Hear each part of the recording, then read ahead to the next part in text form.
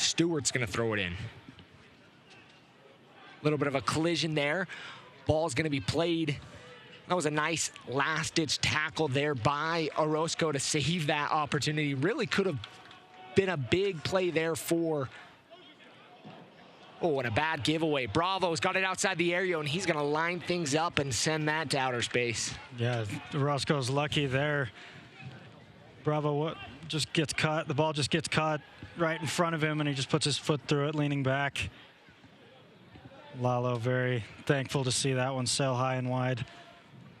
They're scary, and that's something that plagued the Monarchs last week, a play, and I know it's not something we want to hang on to, but they had a play there last week where it was knocked into the back of ankles and resulted in a goal.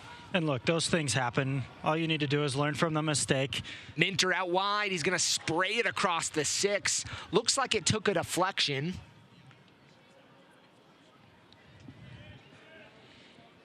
There's a replay here. This ball fired in. That's the right idea. It takes the deflection. You have to think if that doesn't take a deflection. Second corner here for the Monarchs here in this first half. 11 minutes in, and hopefully all of you out there can hear with the audio now. So we've tried to fix that. Long corner kick taken, and it's going to go out the other side, almost near the corner flag. Like to thank all those of you for joining in here on the YouTube stream, either in Phoenix, Salt Lake City, or wherever you may be around the world. We appreciate you tuning in tonight. On this April Fool's Day, and like we said earlier in the open, it's no joke, it's always sunny at the Riot. Maybe a little bit of a joke that it's sunny tonight, but beautiful weather here in Salt Lake City, Utah. Kick's going to be looking for Bravo. Bravo unable to get under that one. And keep an eye on Bravo switching sides. He's been back and forth on this near side to the far side, giving the entire back line really of the Monarchs just something to think about. The matchups with the center backs and the fullbacks is going to be something to watch for the Monarchs. You can never lose sight of a player like Bravo.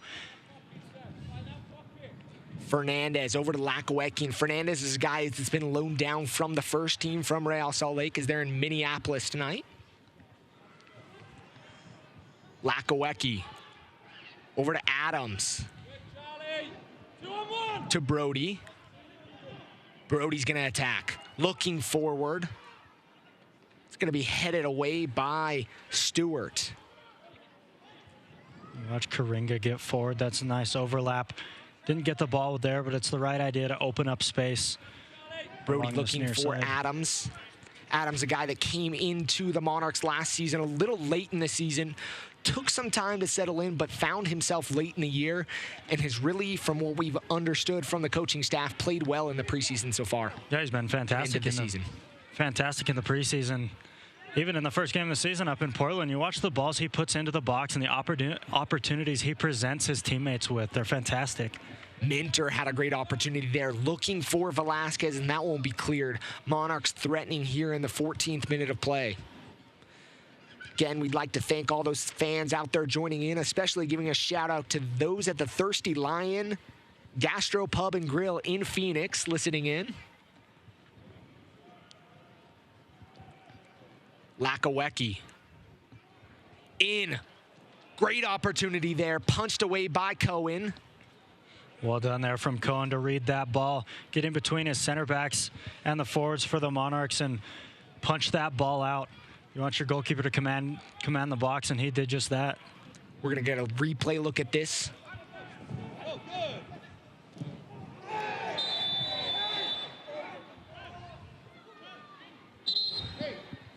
Karinga there with a foul. You can hear Frank Yallop not too happy with that call there, and no card shown. Bravo a little slow to get up. He's a guy that we're going to get a replay look at that. Yeah, tough challenge from Karinga in here. You know, he gets to the ball first, but takes out Bravo's right leg in the process. Definite foul. No card there. Karinga's going to clear. Looking forward to Hoffman. Hoffman's going to chase things down, but Cohen's there to collect in his box on the corner of his area. Shadows creeping in here at Rio Tinto Stadium. Going about a quarter of the field sideways so far. Boberg's going to be shoved there by Johnson. Johnson and Bravo playing up top together. Johnson there looks like he's going to get a little warning there. Not the smartest thing in those situations to tap the ball away. I know it throws off the play a little bit, but you got to be careful in those situations. You always have to enjoy the extracurriculars. With this early in the game, or really any time in the game, it's just not your best option, because if you get a card, you're really playing tentative, or timid, excuse me, the rest of the way for something silly. Lakawecki was playing high there. Fernandez looking for Lakawecki, unable to connect with him. Like we mentioned earlier, maybe no one caught it because there wasn't great audio. Mark Briggs in his first game for the Monarchs. Mike Petke was coaching the Monarchs this season, has taken over for Real Salt Lake, and Mark Briggs has been promoted. And he, like he told us, it's been a whirlwind of a week, and his journey here hasn't really been the easiest of journeys, nor the most common journeys. Coaching in Wilmington, now a PDL organization. Came in to be Freddie Juarez, the old Monarchs coach, came in here to be his first assistant, and Mike Petke ends up taking the job, and one thing leads to another. Mr. Petke, congratulations to him on his head coaching role with Real Salt Lake now, and guess who? Mark Briggs finds his way into the head coaching slot here for the Monarchs, and I'll tell you what, he couldn't be more excited. Brody there looking for Hoffman. Brody had sucked in there and was looking for Hoffman to make the run. Hoffman and him were not on the same page. We'll get another look at that one. Most of the Monarch opportunities coming from this left side. Just gets the touch a little bit away from him. Velasquez back to Karinga. Moberg. Again, another shout out to those watching in Phoenix, and we heard it was an awesome show there in the stadium. Everything but the loss. They were hoping for a victory as 6,890 fans poured into their new soccer complex that was built from dirt to a stadium in a little over a month, from what I understand. Beautiful little pop-up stadium, and how about those fans? Smoke bombs on the away end. That just looked like an absolute nightmare for the Toronto goalkeeper. You just have to love that, especially with a growing league, really growing soccer in America. Just the way the fans are buying in and really making it their own and developing a culture wherever there's a team, you have to love it. I think that was their fan base, or their supporters group, Banditos, I believe, if I'm not mistaken. Just a reminder, soccer fans, Nike is an official sponsor of the USL. For more information, visit nikesoccer.com. Goal kicks high. Bravo there. Looks like there's going to be a foul called. Johnson was pushed a little bit in the back from Orozco. On that header, Moberg came flying in, maybe threw a little bit of an elbow to the back. Yeah, as you see, this ball comes up, and as it drops, Moberg coming in with a strong challenge, just a touch late. He played the advantage there for a second, and the Monarchs were able to clear.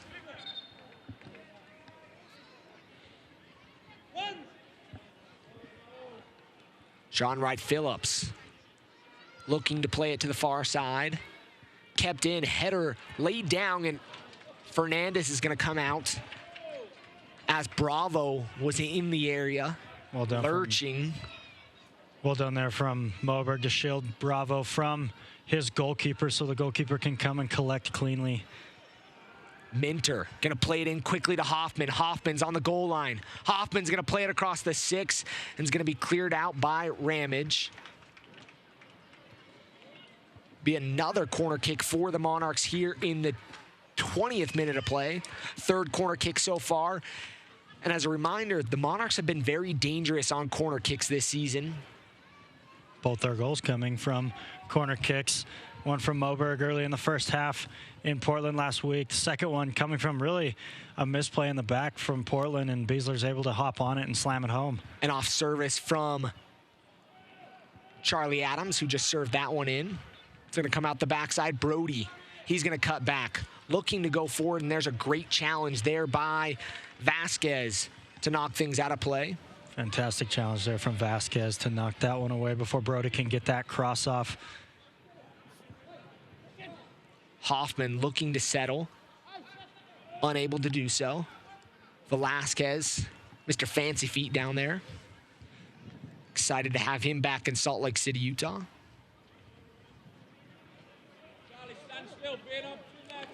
Karinga. Brody on the touchline is going to force another corner kick for the Monarchs. Fourth of this first half. If you're head coach Mark Bridge, you have to like the way your team's attacking, creating these chances and getting yourself into a position with these set pieces to really make an impact. Adams going to swing things in. This one's going to be deep. Karinga tries to keep that one in, but it's going to cross the end line. It will be a goal kick for Phoenix.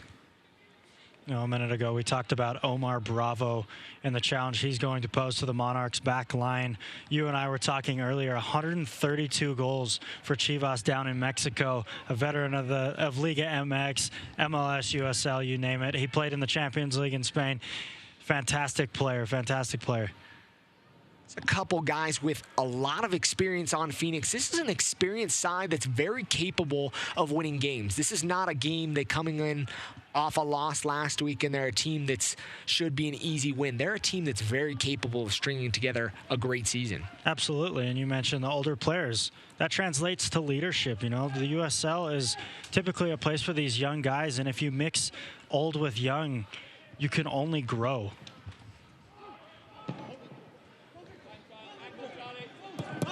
Ball's going to be headed down as Karinga's going to try to find Brody. Will be knocked out of play by Vasquez. Excuse me. 23rd minute of play, still scoreless. Here on this beautiful Saturday late afternoon game. You couldn't ask for a better day here. Slight breeze, beautiful field. We were walking on it earlier. They wet the field right before kickoff. Just perfect playing surface. If you want to play on this field, this is the field to play on. Johnson and Orozco, they're battling. Ball's going to be played too far for Bravo. Crossing the end line, it will be a goal kick for the Monarchs. You see the captain, Nick Beasler, barking instructions to the midfield to really, and the defense really just to stay organized, stay calm. Beasler's one we haven't really called early on so far. He's a guy that had great impact in Portland. We'll see if he can find himself in this game here in the 24th minute of play. Velasquez there trying to be fancy. Ball's going to be taken away from him. Phoenix looking to attack. Monarchs finding their shape defensively. Adams will clear. Good recovery there from Adams to cover from Orozco. Karinga going to play it forward. It's going to be too far for Hoffman.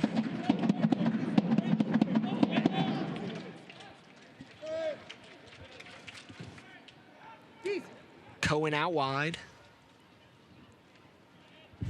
In the midfield to Watson. A few drum noises happening here at the Riot. Decent crowd on hand. Sitting on the west side of the stadium. So not on the side the camera's facing. So if you're wondering if there are any fans here, there's a pretty good following here at the Riot tonight. It's a great deal down here on this west side. I think people are really here in Salt Lake City picking up on the Monarchs. Really going places, good team. Really trying to build the fan base here.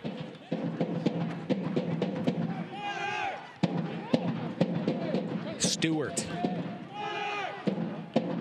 Throwing in for Phoenix. Bravo battling with Moberg. Him and Moberg have been very handsy, jersey tugging. I expect to see that the rest of the way.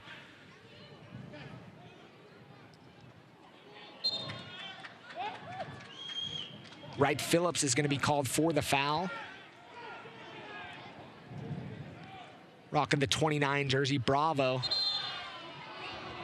Bravo there is going to throw it back. So we're going to replay, look at it. Maybe it may have been a handball there. You didn't really know too much about it, just unlucky. Bravo getting lectured there. No more of that.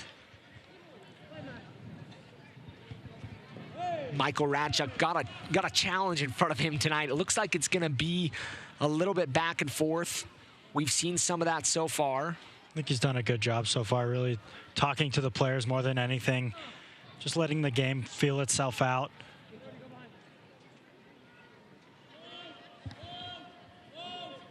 Another big complaint last week for Bravo was he didn't really have much support.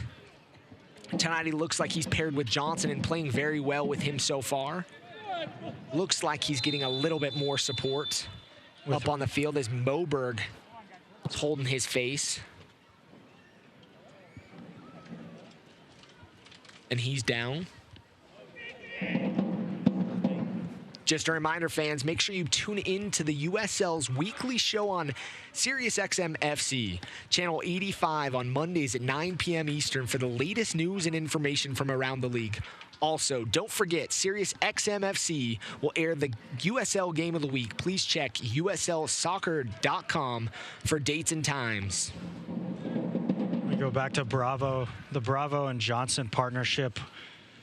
If we're going to talk about them being partners as we go back to this injury. Yeah, as Moberg goes up, Wright Phillips just gives him a little bit of an elbow. I don't think he really meant to, but nonetheless, still a foul. And what I was saying about the partnership up top, the supporting cast and the number 10 role, Sean Wright Phillips, like we said, he's a Premier League veteran and quite a distinguished one at that with Manchester City and Chelsea. Really can support and play balls into space for those two players and create chances on and off the ball, really. We have to congratulate his son, just called up to the U16 national team. For England, that is. A big honor for him. Velasquez looking forward for Karinga, who had pushed forward into the attack.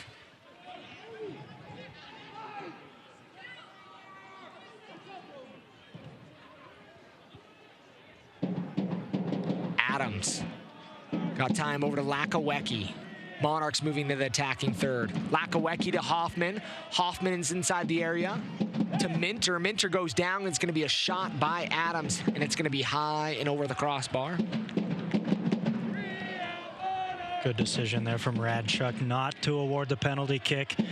Most fans were asking for it, but here we have another look. Good turn ball. Ball gets played back out. Minter slides in. No, just kind of got caught up underneath himself. Good decision there from the referee. So far, about 60-40 possession for the Monarchs. Great lead there by Velasquez to Adams. Adams is going to get some pressure from Johnson, who will dispossess him. Johnson's going to slip. Adams out wide to Brody. Brody with the service, looking in, left. Good shot there by Minter. Great leave there by Hoffman as he left and dummied it for Minter, and Minter got a nice shot on goal, but not enough power behind it to get it past Cohen. What a fantastic save there from Cohen. Ball gets played through traffic, gets left. We'll watch it here again. Gets dispossessed, little scissor. See, a ball gets played out wide. What a ball it gets played back in here. And watch Cohen's feet. He keeps his feet moving, gets set. Well done there from him to get down low at his near post and save that ball. Out wide to Lakawecki. Lakawecki to Minter. Monarchs pressing again. Ball in the air. Hoffman! Header, glancing header That one's going to cross the end line, but was a great opportunity there for the Monarchs. Monarchs really attacking these wide spaces here on this big, wide Rio Tinto Stadium filled. As we look at it again, ball gets driven across the box. Just can't get the timing right as that ball glances past Cohen's far post.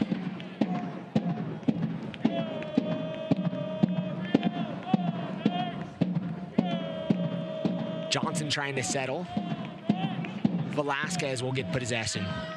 Forward to Brody. Brody's going to slow things up. Not a bad look from Beasler. Beasler looking for Hoffman up forward. Up top, unable to get to it. A little bit long. Beasler wearing the captain's armband for the Monarchs tonight. Ramage wearing the captain's armband for Phoenix.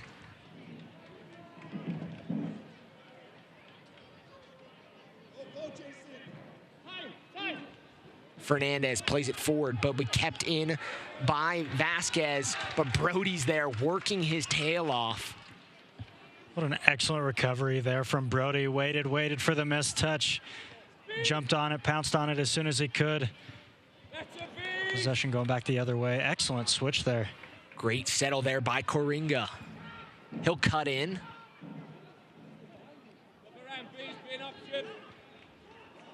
Velasquez there dancing around. He's able to elude the tackle. He's going to get it back from Brody. Picks up his head. Looking for Brody. Brody was coming at him. Maybe not the best decision there. Brody's slipping the ground, just giving out from underneath him. Out wide to Lakawecki. Like we mentioned, Monarchs moving from north to south here at Rio Tinto Stadium. Slight breeze out of the northwest. Maybe a little bit more than a slight breeze.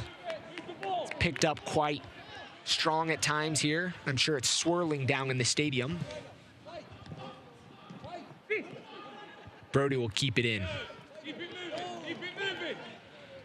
You can hear Coach Briggs telling them to keep the ball moving.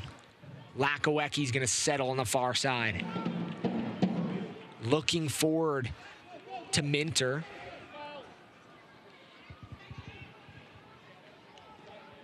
Bravo to Phillips.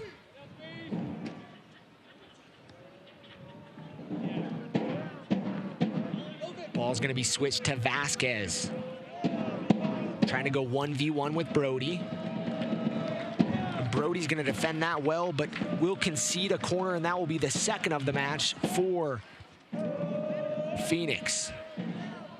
It looks like Omar Bravo has really been given the freedom to roam anywhere on that attacking line for Phoenix, wherever he wants to go, wherever he feels like he needs to be. Looks like he's been given the freedom to do so. Wright Phillips will take the corner for Phoenix. 34th minute of play. Orozco and Johnson getting instructions to leave each other alone.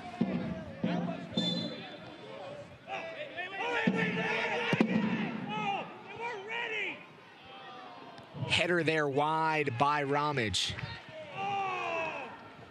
Ramage did well there to free himself up, just couldn't generate enough power on a floating ball. That was just a touch behind him to trouble Fernandez any.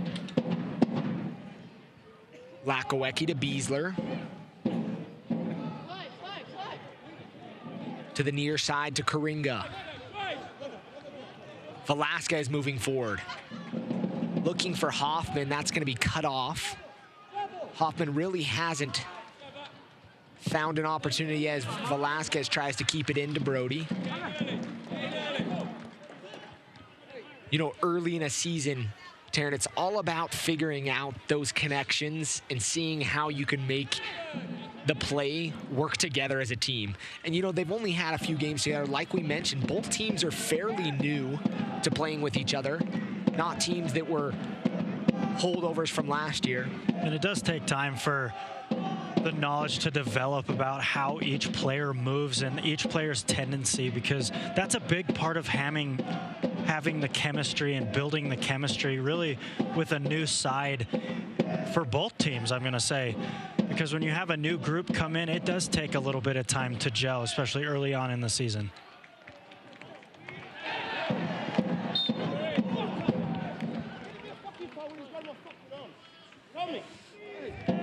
Gonna be a foul there on Phoenix. Quickly taken by the Monarchs. That's gonna be a challenge from behind on Watson, and he's gonna see the first yellow of the match. He's fouled Adams there from behind. Rightly so. Any challenge from behind, you really have to be careful. Just mistimes that one a bit. Goes in hard. Last place you want to be coming from in a situation like that, especially at the midfield stripe. No reason to foul and take a silly yellow at this point in the match. Especially when you have numbers behind the ball.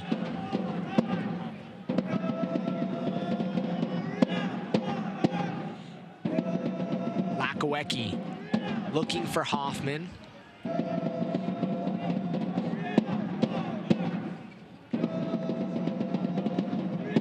Lakawecki unable to keep it in, and now it's going to go out of play and be a Phoenix throw-in on the far side, just across the midfield stripe.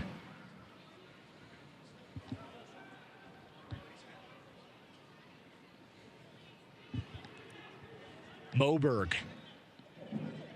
Back to Fernandez. Fernandez with the fancy footwork there to get Watson, and he almost gets caught there. First he pulls out his inner Nicky Raimondo, trying to send Watson the other way, but rests on his laurels a bit too much. He's very, very lucky there. Watson wasn't able to just to hammer that home. Watson's there, got to be careful there. He's playing with a yellow at this point. Not a bad place to be trying to tackle. I mean, could have resulted in a goal for Phoenix, but a scary play. Very, very scary play. For both sides. You never want your goalkeeper to really get in over his head. I don't think Fernandez did there, but maybe not the right decision is immediately Mark Briggs, head coach Mark Briggs for the Monarchs, up off of his seat after the first time he sat down this entire half, just laying into Fernandez there. Checking out some of the Twitter comments, John McPherson saying too many missed passes from Phoenix so far. Does take time to gel, but too many missed passes is what he's saying. If you have any questions, comments for us during the broadcast, feel free to tweet us at Landon Southwick and at TMEYO. Zero. Oh, it's zero. Zero. Okay. Yes. Zero. So we're going to go to a replay here and another look at that Fernandez play. Tries to sell him, goes the wrong way. Good recovery here from Watson. Lalo doesn't know he's quite there yet. Gets away from him. Very, very lucky there. Very unlucky if you're Phoenix not to be up 1-0. It's going to be played in. Beasler's going to step back to collect. Beasler looking forward, going to switch it to the far side. Minter will keep it in, but he'll have to head it, and it's going to be collected by Phoenix.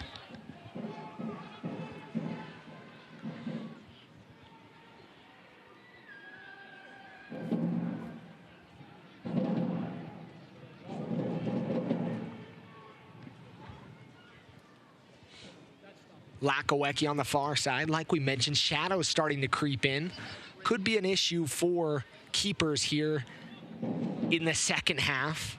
If the keepers are looking west, those crosses coming in low from this west side. Always difficult to deal with, the sun in your face. Played back to Cohen, and Cohen's going to knock that one out of play. It'll be a throw-in for the Monarchs.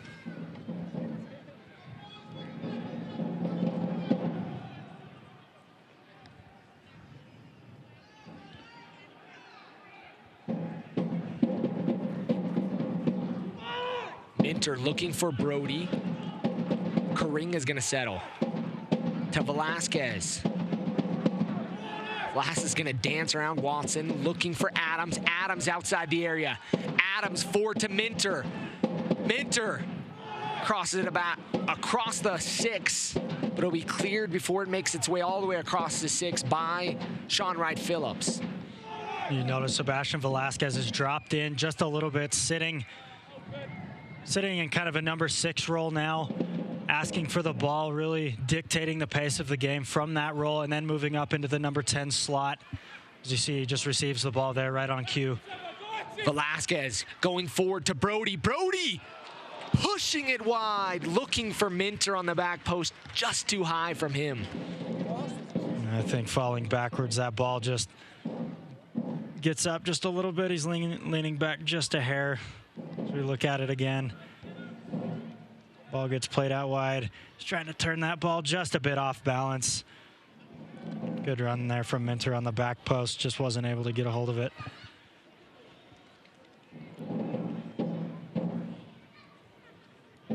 Taryn Meyer, Landon Southwick on the call here from the Riot. We're in the 41st minute of play. Still 0-0. Both teams battling back and forth. Possession has been moving, fluctuating throughout. It's about 65-35 for the Monarchs so far. Both teams with very good chances too. And Josh Cohen for Phoenix with a very good save, I'd say, diving low to deny an early chance. Beasler to Velasquez. Back to Beasler. Monarchs attacking. Adams. He's going to be dispossessed. He's going to get up and battle back for the ball. Looks like he's going to be called for the foul. As he fouls, AJ Gray.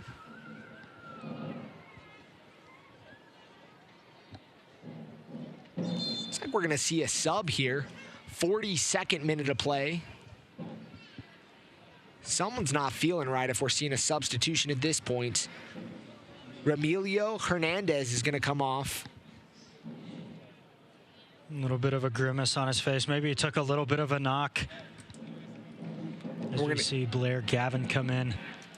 Just a reminder to USL fans out there, new season change this season. Last year, you were capable of having 5 substitutions. This year, it's toned back to the international standard of 3. Which I absolutely agree with. The game's really been molded to those substitutions, and I think it was a correct decision from USL there to move the number around.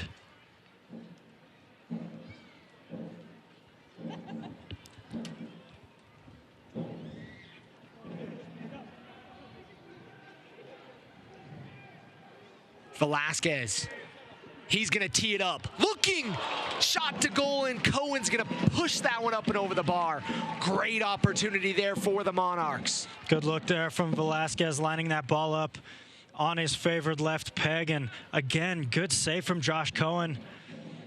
As we look at it again, he receives it. He knows exactly what he wants to do with it, puts his foot through it. Cohen gives that strong left paw up to tip that one up and over the bar. Good save. Again, Adams to take a corner.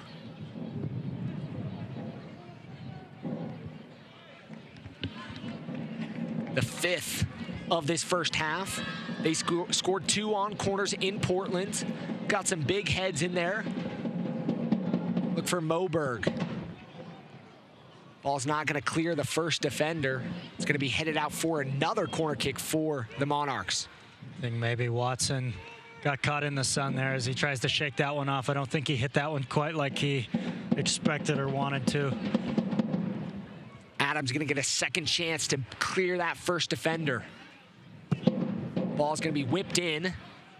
It's going to be headed all the way to the backside. Orozco's going to keep it in to Minter. Minter's going to slow things up and smartly reset the offense for the Monarchs. Brody's going to push forward on the right side. Adams is with him.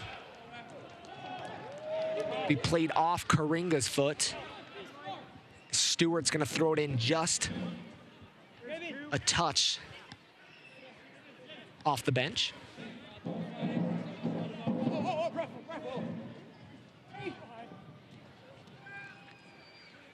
Beasler there with Johnson. Gavin's getting his first touch. Lakowecki has a lot of space, looking far side to Brody. Brody settles. Great switch of the field there by the Monarchs. Karinga looking in the box and will be cleared away by Gavin. We talk about Gavin, another player with Major League Soccer experience. It's good for Phoenix to add some more leadership and some more experience to this side. Played 45 minutes of soccer so far, and the fourth official is going to announce that we have a minimum of 2 minutes of stoppage here in the first half. Still 0-0. Opportunities from both sides. Velasquez going forward. He has Minter out wide. Minter's going to get it just outside the area. He's going to cut back, and that's going to be a PK for the Monarchs. Well done there from Minter to bait his defender into that challenge. Acts like he's going to take him towards the end line and cuts back in. AJ Gray is going to take down Minter, and that's going to be a PK for the Monarchs. An opportunity to take the lead here in the 45th minute of play. See if Josh Cohen can make himself big. He's been big for Phoenix thus far. Hoffman's going to take the penalty kick for the Monarchs. He's going to take his approach and shot and a goal! Monarchs open their scoring account here at Rio Tinto Stadium with a penalty kick goal by Chandler Hoffman.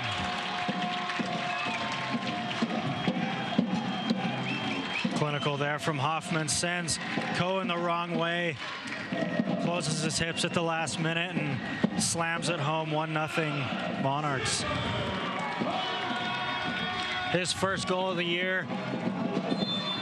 I'm going to assume it's not going to be his last. In talking to Mark Briggs, Coach Mark Briggs, before the game, he mentioned if Hoffman gets an opportunity and puts one away, he doesn't think it's going to stop. And I think you just echoed that same sentiment. You look at that ball again, puts it right in the side netting. Nothing Cohen can do about that. Right before halftime, too. Excellent time for the Monarchs to get a goal. Phoenix will have to recoup a little bit before the second 45 minutes. It's a big goal there for the Monarchs as they're looking to close out this half with the lead.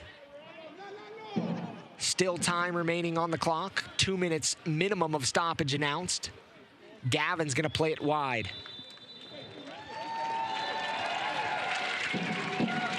And Michael Radchuk is going to blow his whistle and indicate 45 minutes of soccer have been played here in the first half. Monarchs lead Phoenix Rising FC 1-0 on a 45th minute goal from Chandler Hoffman from the spot. You know, my difference maker for this first half has to be Josh Cohen, the Phoenix goalkeeper. I think the Monarchs could have had three, maybe even 4 goals if it weren't for him. He's made 2-3 big saves. Nothing you could do about the PK there, but both teams going to go into halftime and regroup. What's up, buddy? Shout out to all those fans tuning in on the YouTube channel. Good luck to Real Salt Lake as they're in Minnesota tonight getting ready for their game. Shout out to all the great players up there getting ready for their game. Seeing tweets from Mike Pecky congratulating Hoffman on that goal, opening his accounts. So far, though, Darren, it's been a back-and-forth game. Opportunities for both teams. Probably the best opportunity for Phoenix was the opportunity on the goalie, catching Fernandez a little bit sleeping. Yeah, I think Lalo really thought he had done better than he did, and Watson trying to slide that ball home, and Fernandez very, very lucky not to give up a goal there and maintain a shutout this far. Exciting soccer here at Rio Tinto Stadium. Good fan crowd size here on hand to witness this home opener. Monarchs looking to move to 2-0 on the season, leading 1-0 in this first half, and we'll take a short break and come back with second half action shortly.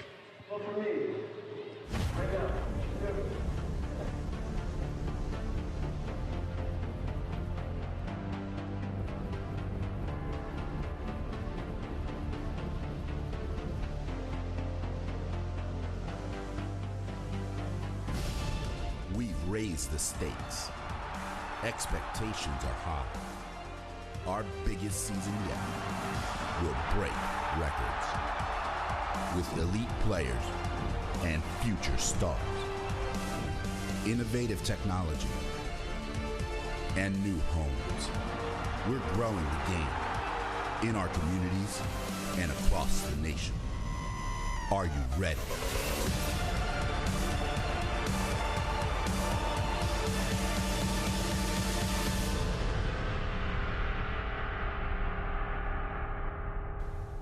As we enter week 2 of the USL season, let's take a look back at 2017's opening weekend.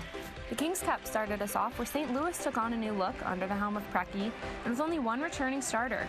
The game ended up 0-0 as Louisville FC couldn't take advantage of their 16 corner kicks.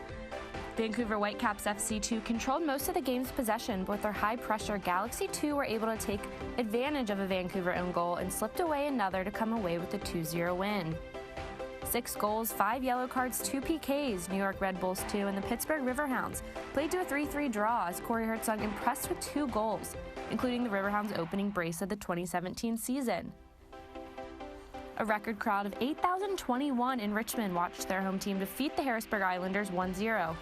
Goalkeeper Travis Warwick kept his team in the game, denying a Harrisburg PK in the 13th minute, and the Kickers responded with Connor Chinoski's dominant set-piece goal in the 51st minute. The 25th home opener for the Charleston Battery ended with a 2-1 win for the club over FC Cincinnati, thanks to midfielder Justin Portillo, who notched an assist in the opening win along with the go-ahead goal. The Tampa Bay Rowdies opened their inaugural USL slate against a familiar foe, Orlando City B. In front of a large sellout crowd, they set a new attendance record. George Ristoff, the club's all-time leader in goals, slipped a PK right up the middle in the 57th minute in order to seal the win for the Rowdies. 3 seasons, 3 opening day wins for the Tulsa Roughnecks as they routed the Colorado Switchbacks 4-1. Colorado got on the board first in the 17th minute thanks to Shane Malcolm, but Tulsa responded with 4 unanswered goals to take the 4-1 win.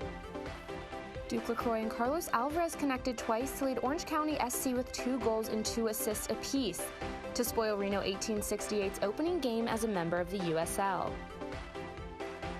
Coming off a 2016 trip to the USL Cup Finals, the Swope Park Rangers found themselves behind Oklahoma City Energy FC in the 24th minute, but responded with 3 unanswered goals to win 3-1 in their home opener.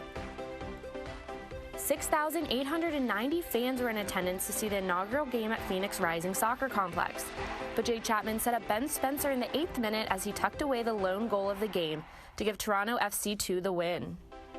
The Real Monarchs opened their season with a 2-1 win over Portland Timbers 2, taking advantage of corner kicks by netting both goals off Charlie Adams set pieces. An early goal for Seattle Sounders FC2 in the 5th minute wasn't enough for the home team to hold on, as Sacramento Republic FC responded with 2 second-half goals to get the 2-1 win on the road. HEB Park was the shining moment for RGV as Too Little Too Late was a storyline for the Toros, who found their momentum late in the second half but fell 1-0 to San Antonio FC. Billy Forbes notched the game winner in the 15th minute, giving San Antonio their first win in the South Texas Derby. And that's your look around the league for USL Network. I'm Morgan Conklin. Welcome back into the Riot. What's been an exciting game so far. We're joined by GM Elliot Fall. And we're having fun so far. Yeah, no, it's certainly been an entertaining game so far. A little sloppy, but hopefully we can clean it up a little bit in the second half and put a few more goals away. So make it a little less stressful. Yeah, right. The fans would love that. I think everybody would appreciate that. Elliot, talk to us a little bit about this offseason. There was a lot of changes and something that hadn't happened in the 3-year history for the Monarchs. And really, you guys overhauled a lot of this roster and brought in a lot of veterans. Sure. Yeah. As you said, it was a really busy offseason. We brought in a new coach for one, which is, and now 2 new coaches. So. Yeah. So we've brought in 2 new coaches, an entirely new coaching staff, actually, and then as you said, I mean, the majority of the roster is brand new. It was the first couple of years of the team. We've been trying different things, signing different types of players, and this year we thought, let's let's focus on youth and let's focus on our young players and developing players, but let's also surround them a little bit with a couple more guys with a little more experience. You know, a guy like Chandler Hoffman, who scored 14 goals in USL last year, a guy like Nick Beasler, who has been on an MLS roster for a couple of years, and a guy we're excited to have just signed, Taylor Pay, who's been on an MLS roster, and, you know, just various guys. Charlie Adams, who we brought in at the end of last year, who has experience at the USL level. So bringing guys in who have some experience and can help lead the group and be an example for the young guys. And in one game and then a half of another game, you've been able to see that so far, that the experience really has paid off. There's still the youth out there. Yep. You've still got guys like Andrew Brody running the wings. Yeah. But they have veteran experience alongside them, and that really allows them an opportunity to develop. Yeah, it's guys who know the professional game a bit, who've been in it, who've been on the road trips, and they've been through the grind, especially at the minor league level. I mean, if we're all being honest with ourselves, the minor league soccer isn't the most glamorous thing for a player. I mean, you know, it's challenging road trips. It's, you know, environments where you're not in front of 20,000 fans that get you up. You got to get yourself up, and you got to, you know, the team's got to get itself up. So it's been good to have that veteran leadership and those guys who've seen it before and understand it. Let's talk about the coaching staff a little bit. How important is it for you to promote someone who's already here in Coach Mark Briggs? Sure. After Mr. Petke's promotion? What does it mean, and what does it do for the guys to keep someone who's already in-house? Sure, it's huge. And, you know, obviously with Mike moving up to the first team, you know, that's an exciting thing. It's great. It's great for the group. It's honestly great for the first team group to have a guy who spent several weeks of their preseason with them and has seen them and at least has been around them a bit. So it's kind of the same thing with Briggs, but even, you know, at an even greater level. I mean, you know, Mark obviously spent the entire preseason with this group.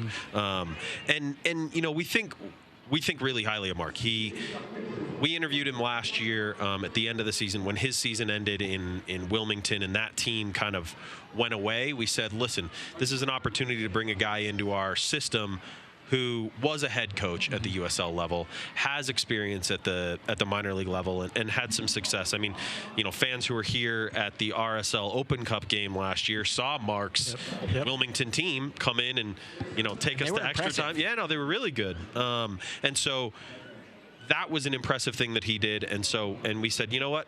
Let's bring him into the system, and, you know, we were lucky enough to get him in as an assistant coach, and frankly now we're lucky to have him as a head coach. And what does it do for the players now?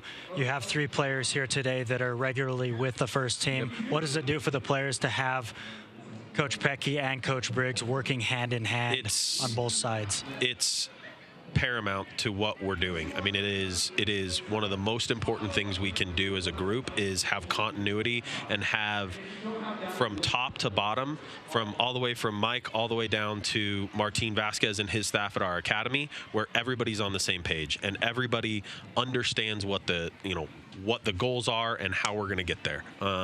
And so it's huge. And, you know, we said it to these guys in the locker room when we told them about Petke going to the first team this week and Mark being the head coach. We said to him, listen, this is another example of how we are committed to developing from within and really getting things right from top to bottom. And we think that we had done that with Petke, and you know, he's gonna have one of the best resumes in USL history, probably. Absolutely. 1-0-0. Yeah. Efficiency. Yeah. You gotta love that.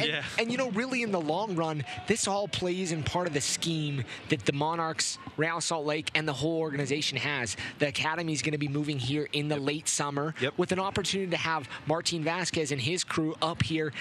That means all the way from the youth ranks all the way up to the first team, they're going to be able to interact, have opportunities to be together.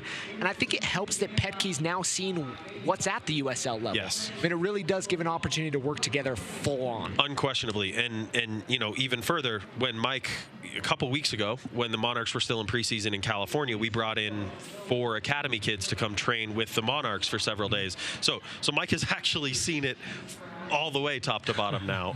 And you know, he was very impressed by those academy kids and the way, you know, way they came in and handled themselves. And like you said, bringing the academy up here and getting that facility in Harriman is going to be a game changer for us. I mean, huge might investment. we see a new Monarchs Stadium maybe middle of the fall? Never know. maybe. We'll see. Never know. We'll see. I don't know. We'll see. Hopefully. The exciting fact about that is there's a pipeline here, Yeah. and there's something that's continued, and you're seeing that with guys that are moving up to the first team. I mean, Yep. there's guys that were here playing with the Monarchs last season and are now with the first team. Yep. So it really does show that the organization is promoting all the way up. Yeah, and I've said this a million times to a lot of different people. We're just scratching the surface right now of what it can be. I mean, at the end of the day, we just started our academy in 2010. Yep. So we're 6.5 years into our academy. The kids who were 14, 15, 16 years older are the ones that we've been, you know, who've been with us the longest, are only 21, 22 years old now. Wait till we've got guys who are 25, 26, and really veterans of the whole system. I mean, it's exciting. Does that It's really make us exciting. old? Yeah, I'm old for sure, for Okay. sure. I'm still feeling old. You don't look like it. You don't look like it. Oh, at all. I appreciate it. I appreciate it. Hearing 21-year-olds. Yeah, I got to sit down in a second. My back's still. Yeah, yeah. So. Mine too. Mine too. We're sounding like old men up here.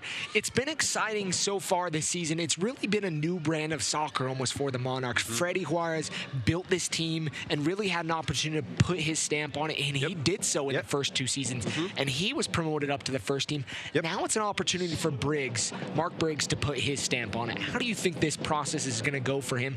Obviously, tonight is his first 45 minutes fully in charge. Yeah. So you can't judge a man on a first 45 minutes. No. But he's got a big opportunity. For sure he does. And one thing with Briggs is, you know, I think what we saw last week was a lot of what he had to do with. I mean, he was the lead assistant with Mike. So I think he's going to bring some continuity to what he and Mike were doing is what he's going to continue to try to do. Freddie was unbelievable over the last couple of years, and I mean, Freddie's ability to develop players is incredible. He's phenomenal at it. But we did want to bring a little bit more of a kind of we wanted to bring a little bit more, for lack of a better word, more of a kind of winning mentality, and I don't mean that like we weren't trying to win in the past. Of course we were trying to win, and we were successful at times at it. But like I said earlier, in bringing in some veterans, the goal with Mike and Mark was also let's kind of get back to the things that just win games, because we need developing players. It's crucial for there are several steps of development. I mean, getting time on the field, training is critical, but it's also important to put guys in a winning atmosphere and get them used to what winning feels like. And so, you know, I think Mark, you know, the directive is, hey, we're developing players, but we're also winning games, so let's compete. We're back underway here at the Riot in the second half. Ball looking forward to Hoffman. And Elliot, one thing we really haven't touched on is the rest of the coaching staff down there. You can look down on the Monarchs bench, and you can see a guy that is very popular here at the Riot. The Verb himself. For sure. Jamison Alave. For sure. How has that been for these young players to have a guy that's down there, has played in the MLS, has experience here at the stadium and with the team? It's been awesome, honestly. I mean, Jamison is, you know, he's a name that every RSL fan knows and knows very well, and frankly every MLS fan knows and knows very well. And we're lucky to have him staying in the organization and bringing what he's the kind of the expertise and the experience of a 15-year professional career, bringing that to the Monarchs and to our development system. So we're very excited about what he's bringing, and he's frankly done an unbelievable job so far. He's been very, very good. And if you can speak on this, he played under Mike Pecky in New York. Yep. What can he tell the young guys that want to make their first team appearances and get in with the first team, what Mike would be looking for. Listen, I'm sure he can tell him a lot. I'm sure he will tell him a lot. There's, as you said, he has a lot of experience playing under Mike and knows Mike's style and tactics well. So he will be an asset for the guys to have the ear of for Pecky. Omar Holness down on the bench getting his jersey on. Looks like we might see a substitution for Mark Briggs here in the next few minutes. Charlie Adams will have the free kick off to the left side of the area. Gonna whip it into the back post. Header by Orozco. Be picked up by Cohen. Great opportunity as Moberg and Orozco found themselves free there. Yeah. I think there's 3 Monarchs players who were unmarked right there. Another excellent ball, really, by Adams, swung in with that left foot of his. It can be dangerous. Yeah, absolutely. And you saw it last week. I mean, he served a couple balls in on set pieces last week that did some real damage. So we feel like that is a part of the game that is critical. And you manufacture. It's interesting. You watch last week's game, and I felt like it was an excellent performance from the team, top to bottom, very, very good. But at the end of the day, we scored 2 goals on set pieces. We created in the run of play, and we were good in the run of play.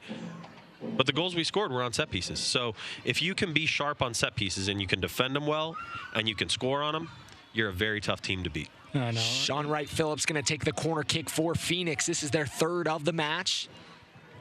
Great job by Fernandez to come out and clear it away.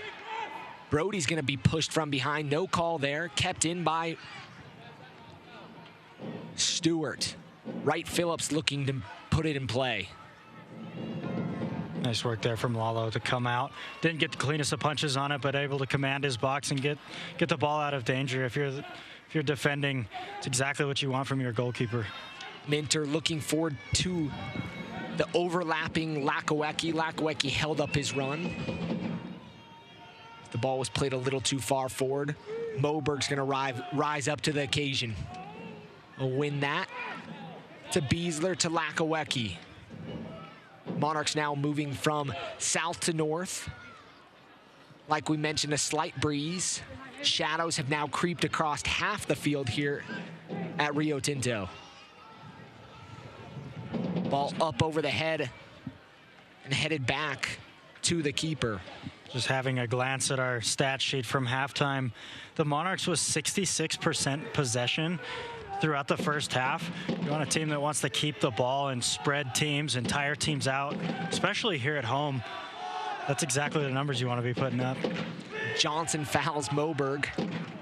Sitting on the ground shaking his head. He's got some nice flow going on the hair. Yeah. He. What's going on down there? Listen, he's got a little bit of a receding hairline, so he's probably growing it out and then kind of combing it forward so he can, kind of cover things up there. But much love, James. Yeah, no, absolutely. Product from the University of Washington. Yeah, absolutely. Played for Craig Weibel up there, actually. So we now have, I think, a monopoly on University of Washington defenders in the pros, because we have Adams will tee it up. We have James, we have Taylor Pay, we have Justin Schmidt. So we're loading them up all over the place. And also a monopoly on former Timbers players. Yes, that too. I think there's a handful that there. Too, for sure. We have to mention this. There's one local product, Taylor Pay. I mean, we have to mention that. He's a guy here that played locally. Excuse me, there's 2 players who have ties to Utah in that sense. You mentioned Taylor Pay. Brighton High School won a state championship up there, and his teammate and my good friend from Utah Valley University, Skylar Milne. Yep. Big man up top. 2 very good pickups here for the Monarchs. Really can do some damage. And Taylor Pay winning MLS Cup in 2015 with the Timbers. Yeah. No, we're excited about both of them. Taylor's a kid who's been in our setup for a while now. I remember this is back in 2009 when I was in the PR department, and I accompanied our youth team that we had put together. That Greg Moss, who is now the head coach at UVU, Greg Moss was the head coach of. At that time, we went to Spain because the team won the GA Cup, or same thing. Yeah, it's now the GA Cup. Was the Sum Cup at the time. So Taylor was on that team and has been kind of on our radar ever since. He's a guy that played, like I said, played for Craig Weibel. Weibel likes him a lot, obviously, knows him well, and we're excited about what he can bring to this roster. And Skylar is another guy who, like you said, local kid, played high school around here, and then played at UVU, had a very successcul career under 20 Greg goals, Moss. Yeah, points leader out there in only 3 years. He was a starter, captain the team. Exactly, scored buckets of goals, and we're excited about what he can do and what he can bring for us. I mean, he's something that we don't have, which is a giant body, banging forward who likes the contact, likes to get in with a center back, and But talked about set pieces a minute ago. Yeah. He's a beast on set pieces. I don't think I've ever seen him not win a head ball, but it's hard to find a guy who's 6'5", 6'6", that's not your goalkeeper, who's also very, very good with his feet and has good awareness. And he plays in that number 9 role, and sometimes you need him to be able to pull some strings with your wide players, and he's a player who has always been able to do that. Yep, absolutely. Nice, soft feet, and understands the game well, moves the ball well, so he brings a lot of things to this team. So we're excited about where he can go as a prospect. Phoenix Rising coaching staff up in arms there as they tried to quickly restart. Michael Radchuk is going to bring it back. Be a throw-in for the Monarchs here. Substitution up top for Phoenix. Jason Johnson's night's done, and Harlow Penosa will enter the match. Nice little back heel there from Wright Phillips. Guy that's very capable of showing skill. Beasler will settle. Looking forward to Minter. Great ball out wide. Monarchs attacking. He has help with Velasquez. Minter going forward. He's in the area. It's going to be deflected and cross the end line for a corner kick for the Monarchs. Their first of the half and 7th of the game. Nice work there from Minter to take his defender on. Little step over, gets by him. Just wasn't able to get the cross off. He did the same thing on this left side in the first half. As you see the short corner. Velasquez, he'll cut in towards the end line, whips it across, and kind of a shot there. It's going to be pinged around. There's going to be a foul called. Not sure what the call is there. We'll get another look here. Short corner like we saw. Velasquez is going to cut inside. Looking for the cross. Kind of comes off as a shot. Phoenix attacking here. Ball whipped into the area. Cleared out by the Monarchs, but still in the attacking third.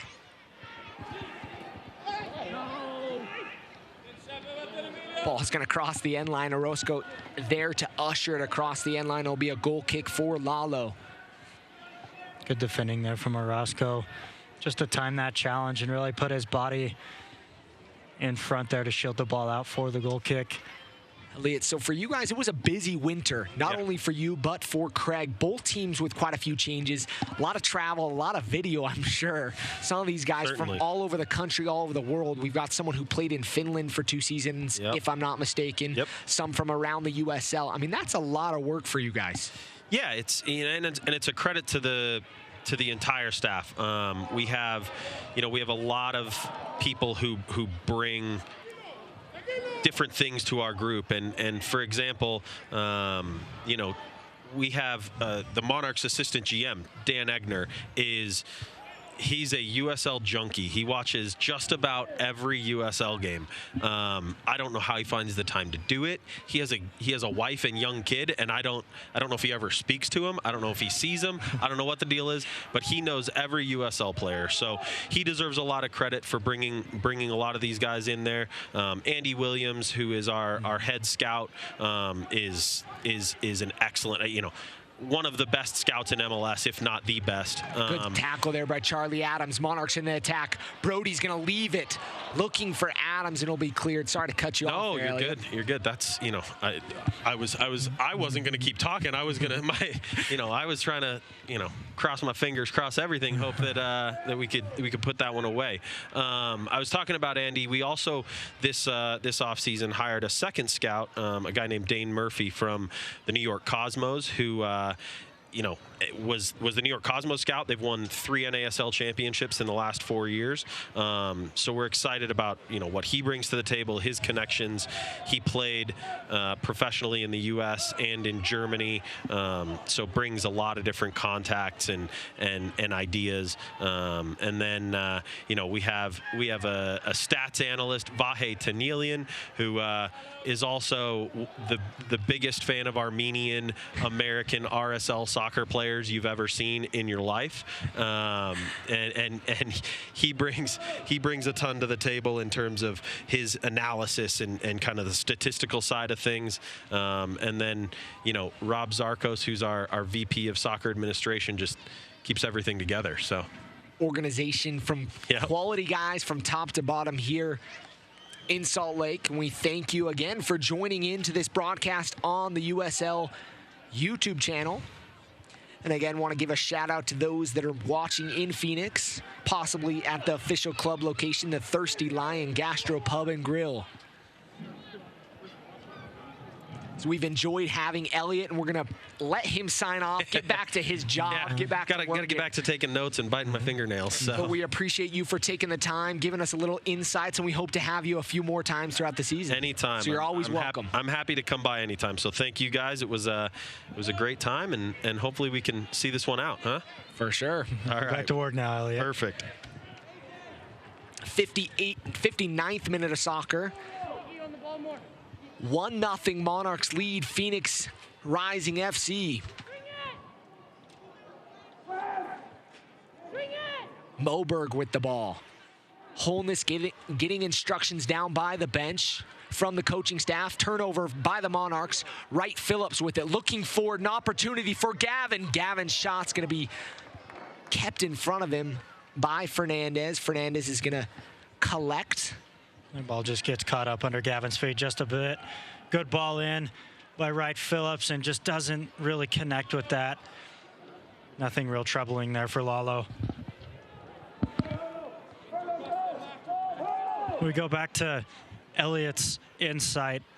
This Real Monarchs organization has only grown. It's only been getting better and better, and the conduit from the academy to the first team really has shown through not only the players, but the staff, the front office staff, the coaching staff, even down to the trainers. It's been really a treat to see this USL to MLS grow here on the Wasatch Front. It's going to be a substitution he made here for the Monarchs. Their first of the match.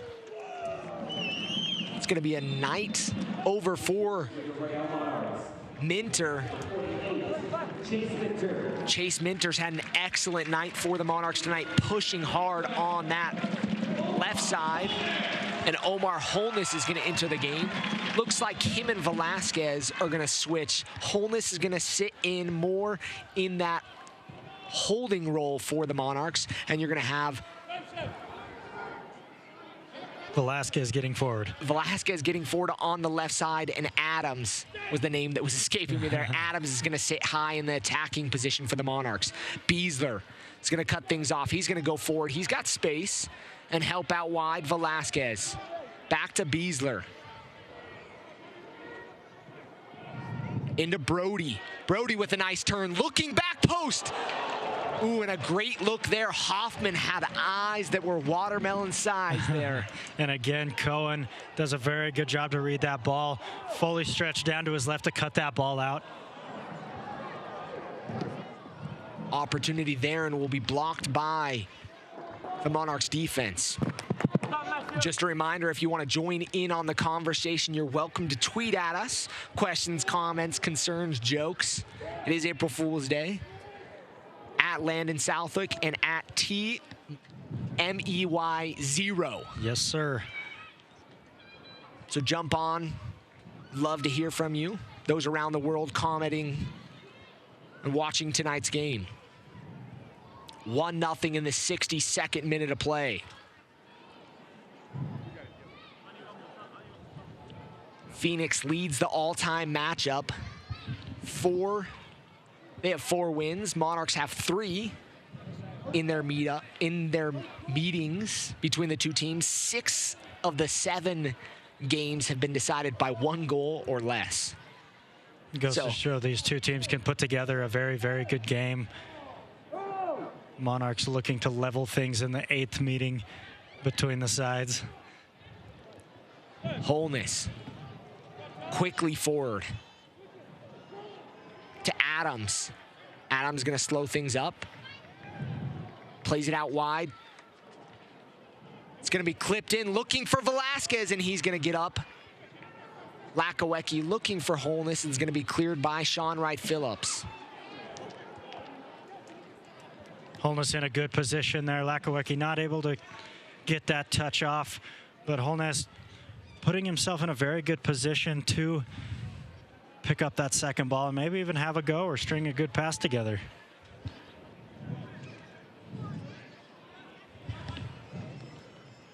Lakawecki into Hoffman, the goal scorer. Looking in for Brody. He's going to be cleared. Beasler tracking the ball down. Going to head it wide to Karinga. To Holness. Back to Karinga. Monarchs playing possession here in the last few minutes. Beasler gets tripped up on the ball, but he'll recover.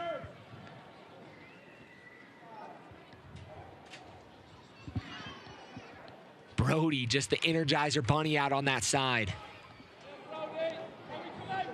Holness gonna look forward to Hoffman.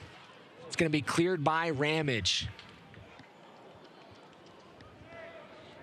Ramage has had quite the busy night on the back line for Phoenix, and he's done a very good job. Him and Cohen have really kept the Monarchs in check for the most part.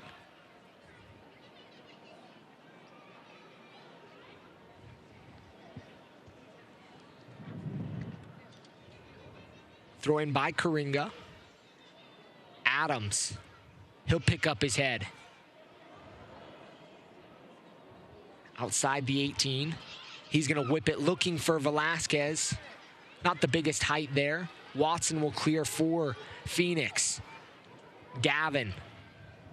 Out wide to Vasquez. Vasquez is going to clip it forward. A little bit of miscommunication there, but Lakawecki's there to clean it up.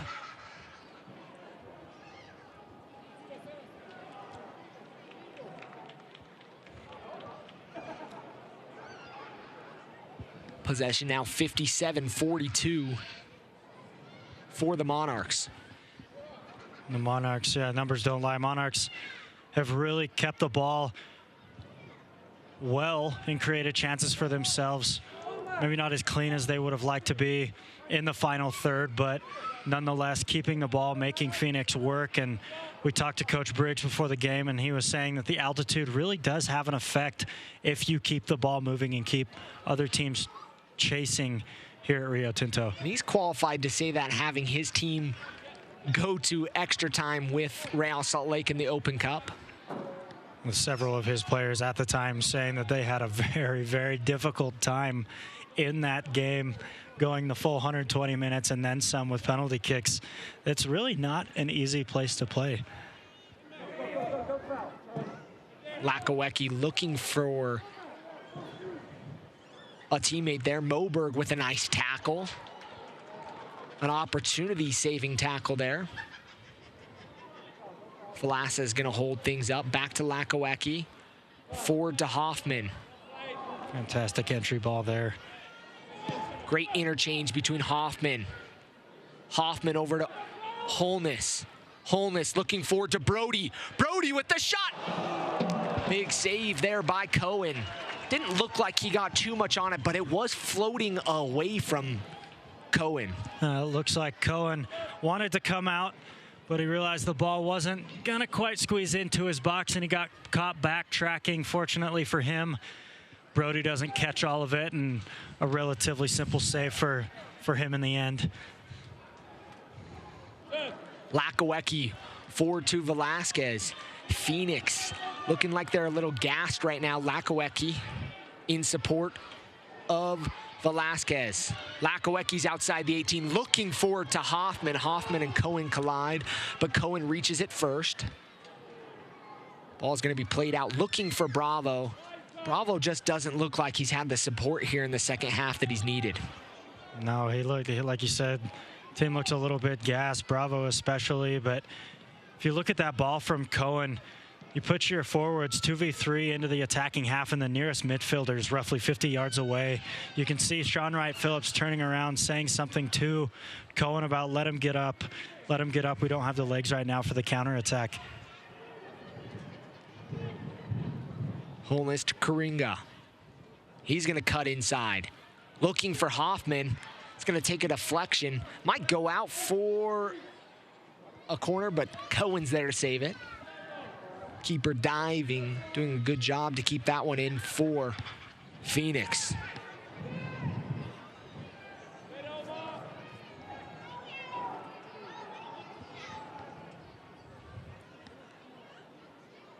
Rough touch there, gets away from Vasquez.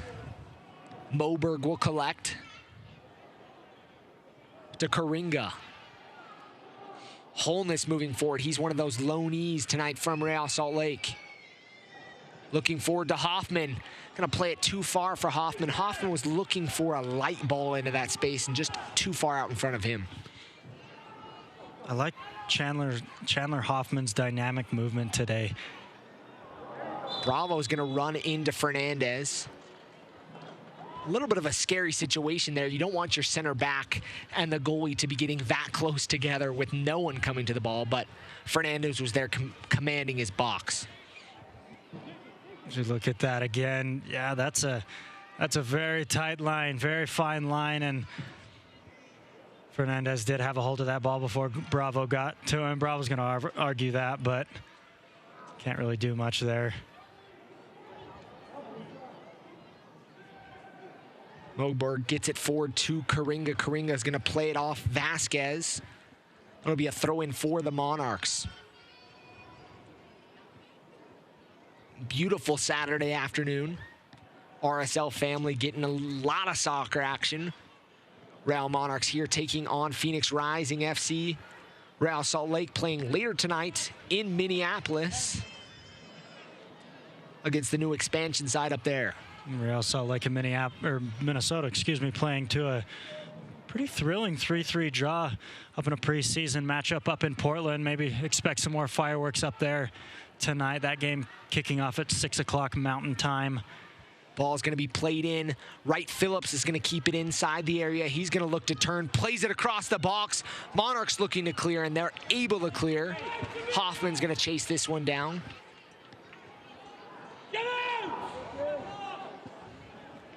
Stewart was able to get there first. It's a big switch over top. AJ Gray. Gray's gonna play it forward. Looks like someone's down over there.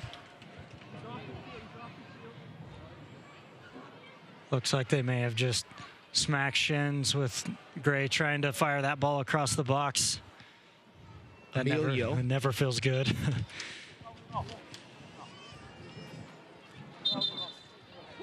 He's going to get some attention from the training staff. Soccer fans, Nike is an official sponsor of the USL. For more information, visit nikesoccer.com.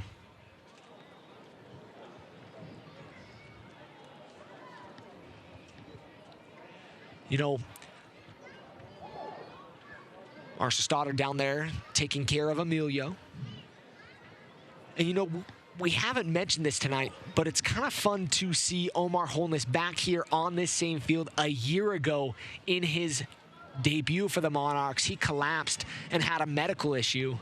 And so it's exciting to see a year later him having the success, being back on the field, playing for Real Salt Lake, as well as tonight playing back again for the Monarchs. Well, not only that, he had a very, very scary moment in the home opener that year. I think really everybody from around the league and around Major League Soccer reached out to him. But to see his growth since then, we've seen him with the first team, we've seen him with the Monarchs, and he has been fantastic. He was an absolute star through the preseason this year. So really coming back off something that was that scary in front of everybody and really seeing his team get behind him is it's paying dividends, and it's very, very cool to see. It's going to be thrown in across the end line, be a goal kick for Fernandez. Looks like Velasquez there trying to figure out his cleat. I was about to say, that's a very strange place to put your 3/4 of the way through snack. Wasn't eating an apple down there. It was his left cleat that he was trying to fix. He's going to step off the field. Monarchs going to play a man down here in the 73rd minute of play, still leading 1-0 in their home opener. Second game of the season for both teams. Monarchs looking to improve to 2-0. Phoenix trying to avoid falling to 0-2 on the season. Velasquez back on the field. Phoenix still trying to sort out their first goal. Sean Wright Phillips is going to get on the end of this, plays it in for Bravo. And a dangerous opportunity, unable to connect with it.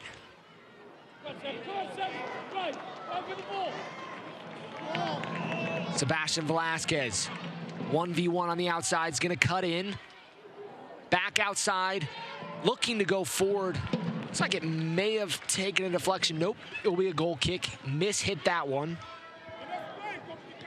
If you look at Velasquez, that's exactly where he wants to be, isolated on this near side on his left foot, able to cut in, maybe even create a shot. Even on the far right side, cutting in on his left foot, maybe curling a shot. That's really his comfort zone, besides pulling the strings in that number 10 slot.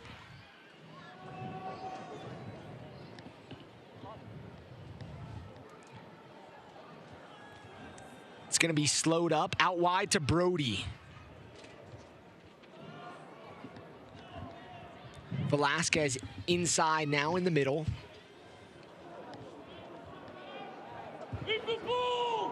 Moberg.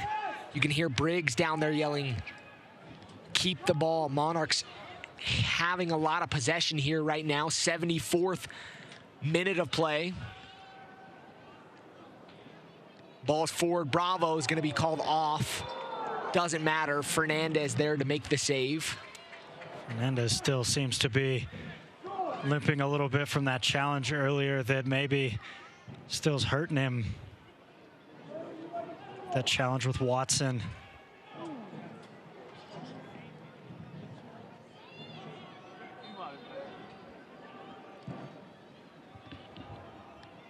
Ball's going to be played forward. Ramage going to head it away. Velasquez, nice turn there. Fancy footwork, looking for Hoffman. Doesn't get all the way to Hoffman. Played forward. Beasler been working hard tonight there, wearing the captain's armband, and been a constant leader for this team throughout the preseason. Bravo's going to be taken down.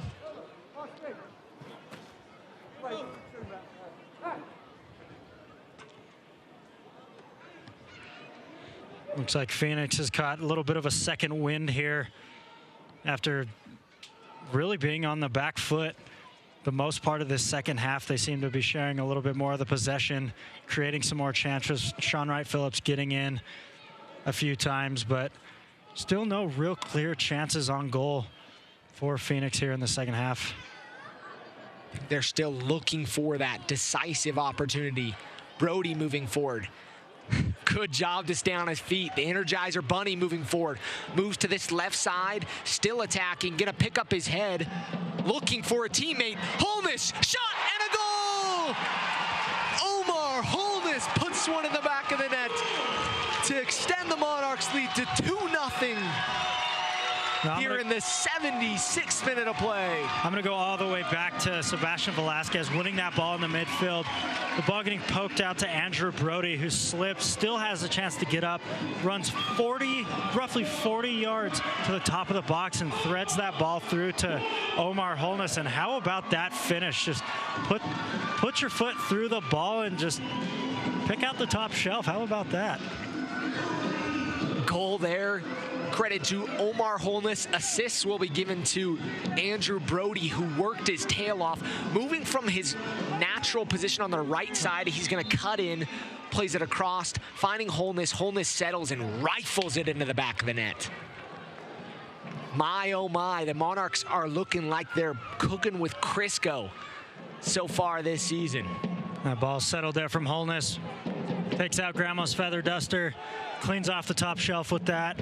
We're right on cue. We talked about Omar Holness a year ago in the home opener.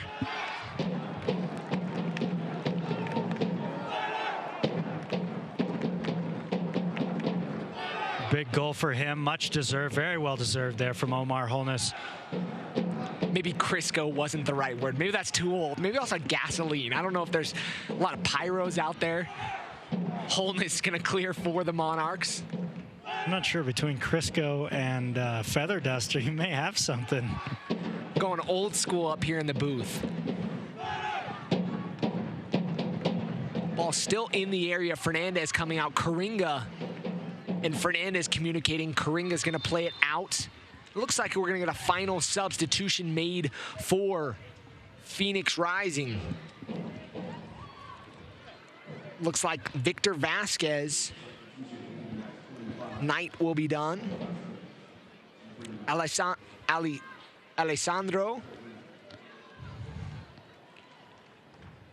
Riggi will enter the game in the 79th minute of play.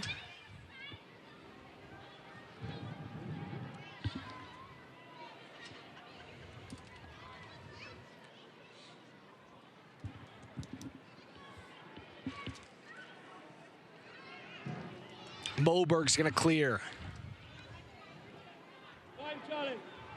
Adams with it. He'll pick up his head, looking forward. No one really there. Thought Hoffman was a little further forward. Cohen's gonna come out to the halfway into his half. Looking forward to Bravo. Bravo's gonna settle. Defended by Lakawecki. He'll pick up his head, looking forward to Wright Phillips. Wright Phillips' ball was just played a little short. Adams there is going to be taken out by Gray. Again, good job there from Adams to really bait Gray into that foul. He knew the challenge was coming, put himself in the way, and really relieves the pressure for the Monarchs, I should say.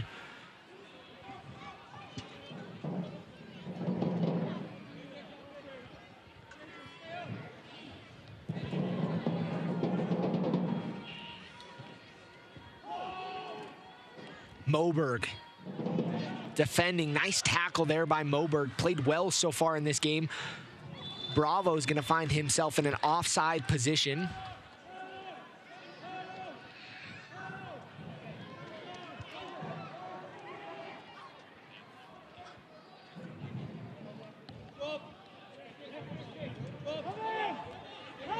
Free kick for the Monarchs.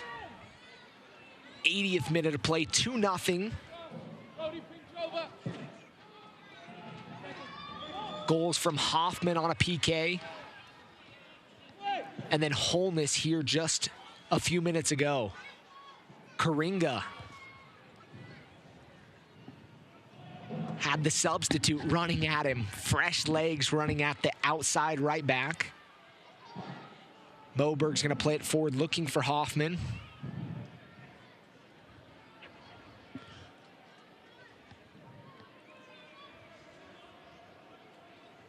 Beautiful Saturday evening now. Setting is perfect.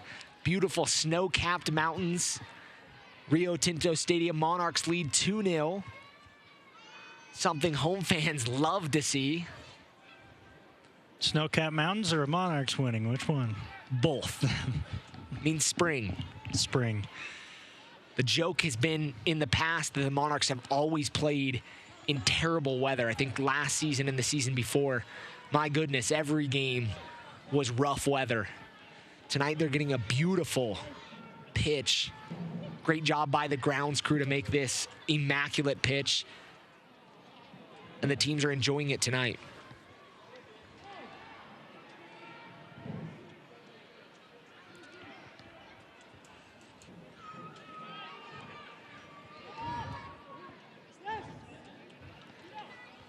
Goal kick for Fernandez. Two of the loanees from Real Salt Lake down playing with the Monarchs tonight, Fernandez and Holness. And it looks like the third, Reagan Dunk, about to make his way onto the field, getting his last-minute instructions from head coach Mark Briggs, who has already made what may seem like a pretty genius substitution. I'm sure he'll take the credit for the Omar Holness substitution.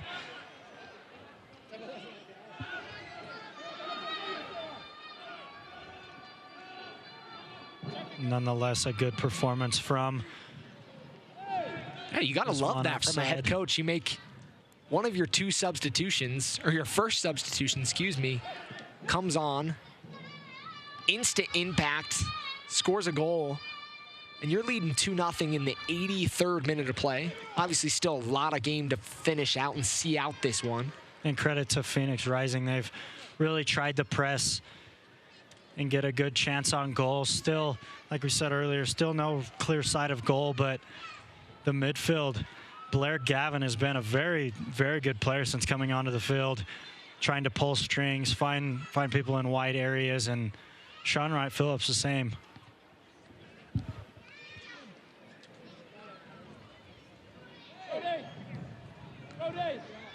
Not sure there's a conversation going on between Fernandez and the AR here on the near side. Reagan Dunk is going to enter the game, and Charlie Adams' night will be done after 84 minutes of play. Charlie had a great game tonight for the Monarchs. Now all three players from the first team at Real Salt Lake on the field now. Reagan Dunk gets his first touch. Dunk looking forward to Brody. It's going to be a great tackle there by Gray.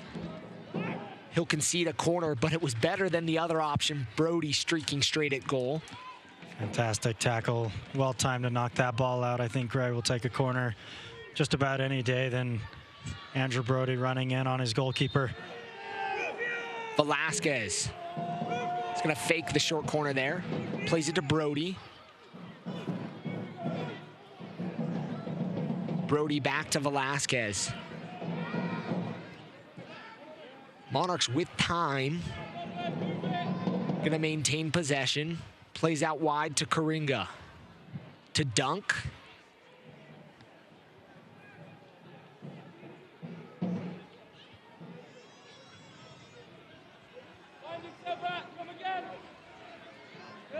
Velasquez out wide to Lakawecki. Lakawecki has done a great job in the back for the Monarchs on the side. Brody's going to lose possession. Bravo all the way back defending for Phoenix. Not much help there for Phoenix. Many times tonight it's been a one-man show hanging out. Substitution for your Real Monarchs. Leaving the match number 49, Chandler Hoffman. Daniel Haber is getting into the match. And in the 85th minute, the night will be done for Chandler Hoffman, who has played very well. Found himself on the score sheet to open his account in the 2017 USL season. Watson out wide.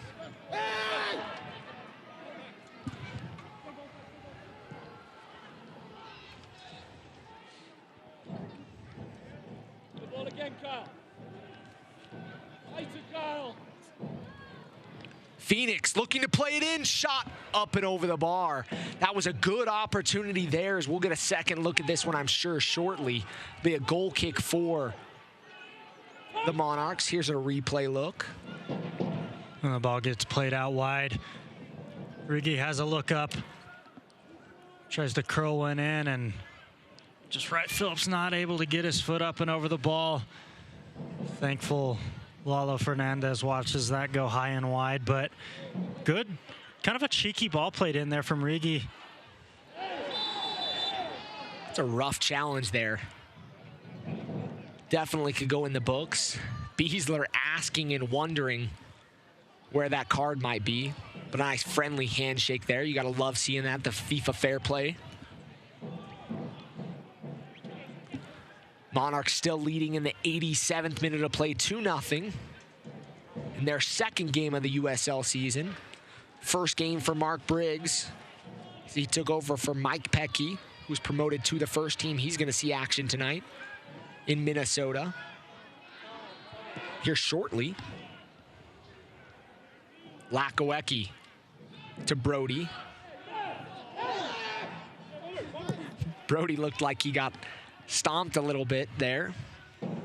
Don't think Omar Bravo meant to. Doesn't mean Andrew Brody's going to enjoy that. Nice of him not to go down and just continue the play and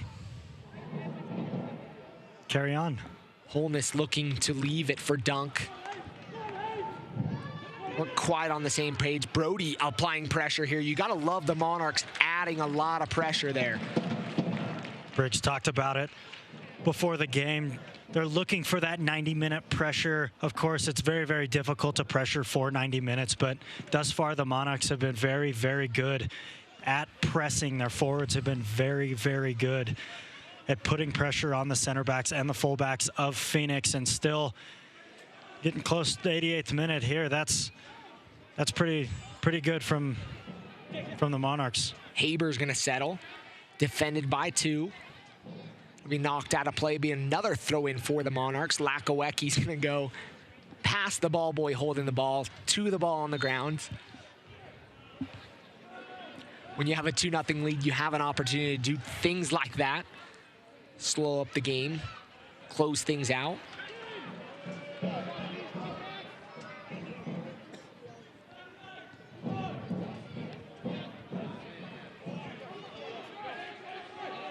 Phoenix with the throw-in. Looking forward to Bravo. Forwards really just haven't had a whole lot of support. Ball looking forward. That's going to be offside there by Haber. In my count, that might be the first offside of the match for the Monarchs. Bravo. Defended well there by Moberg.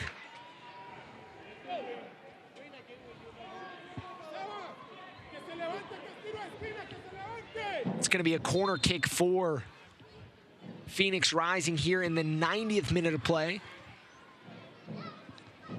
We'll get another look at that as Moberg tries to shake it off. Bravo trying to isolate Moberg. Moberg does a very good job at just using his strength, using his body to throw Bravo off balance, and does a good job there to win to give away the corner, I'm sorry. Fourth corner kick. Lalo Fernandez is going to go up. Tip it away with his hand. Monarchs clear lines. Wright Phillips will whip it back in the area. Fernandez is going to collect. Both teams slow to get out of the area here late in this match.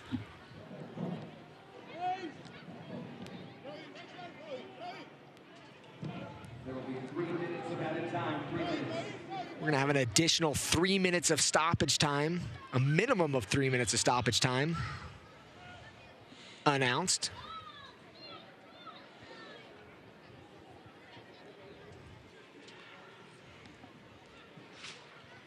Phoenix still pushing, still trying to find a goal here in their 2017 season.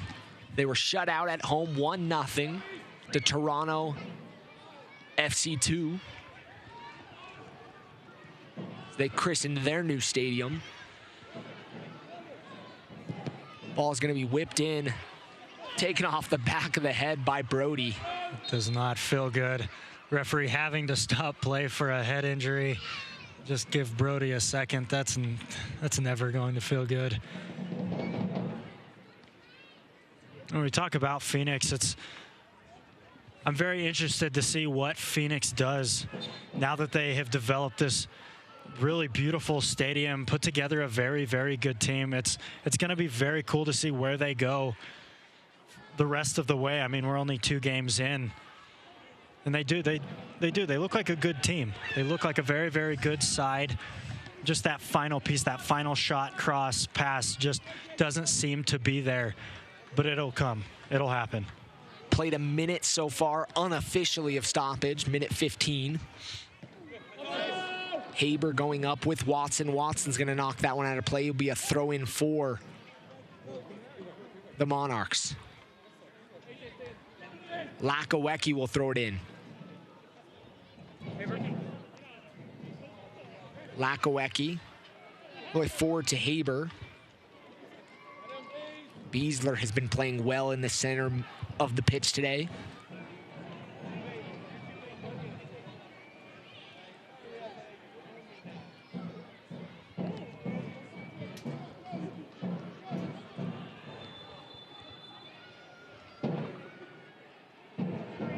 It's going to be a foul called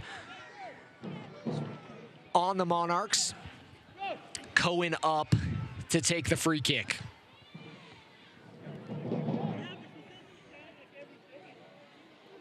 He'll play it forward. It's going to roll across the end line for a goal kick for the Monarchs. 90th minute of play. Unofficially, about 2.5 minutes have passed of the minimum of 3 minutes.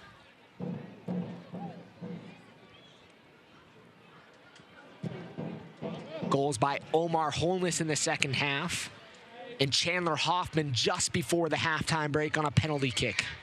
I think that penalty kick goal from Hoffman changed the face of this game, changed the complexion of how the second half was going to play out, or at least begin. I think Beasler there was trying to take a whack at it. He'll tell you he was going for goal. And that's going to be the whistle here at the Riot.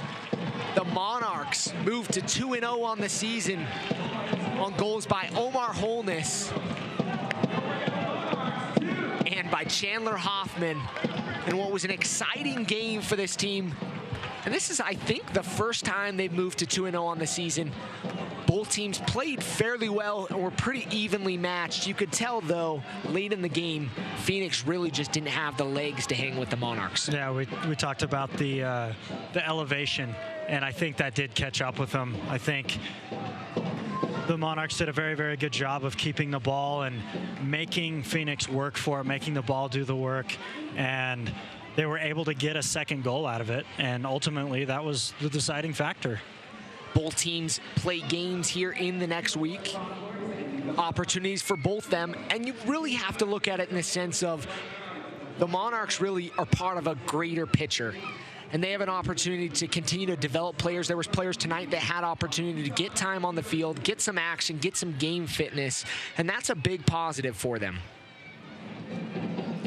So tonight's man of the match is Mr. Omar Holness, the loanee from Real Salt Lake, getting interviewed down on the field. He was the goal scorer in the second half to take this game to 2-0 for the Monarchs. We're getting a look at his goal here. He fires that shot in. He comes on in the 60th minute. Like we talked about, Mark Briggs making that substitution, making Briggs look like a genius here. And I think Holness came into the game and really was just the athlete and the boss in the midfield from the 60th minute on there for about a half hour. I think he really started to pull the strings in an already tired, against a tired Phoenix team. And he's a guy that's very capable of being a game changer. That's why he's been called in with the Jamaican national team. He's a guy that's very capable in every sense of that. And he's still a young kid. Like you said, he had a fantastic preseason. he's only going to get better. I think he's got a big season ahead of him to prove a point, and I think he's done very well so far. We're excited for this team. Both teams, like we mentioned, played well. Monarchs prevailed 2-0. And here, looking forward, what are some of the things that they need to do, Taryn, to move forward into that next level? They're in a position they've never been in, really, in the sense of being 2-0, but they have an opportunity here to continue and build off this success. Look, we're only 2 games into this season. I mean, there's a long way to go, and I think the Monarchs, if they can stay healthy, if they can get some players from the first team to come down here and play, get young guys some confidence, some minutes, get the coaching staff on the same page, I think, like I said, it's only up from here for the Monarchs. Congratulations to Mark Briggs and the whole Monarchs organization moving to 2-0 on the season. Like we mentioned, we'd like to thank our production team here, Chidsey and the whole team back in the studio, our great team here making this broadcast possible. We apologize for the early mistakes in the audio and the issues there, but that's part of these early season hiccups. It happens on the production side as well as on the field, but we'd like to thank all those of you joining in, and we'd like to invite you to tune in next week to our game, and we'd like to thank you again. I'm Landon Southwick, Taryn Meyer, and we're signing off from Rio Tinto Stadium.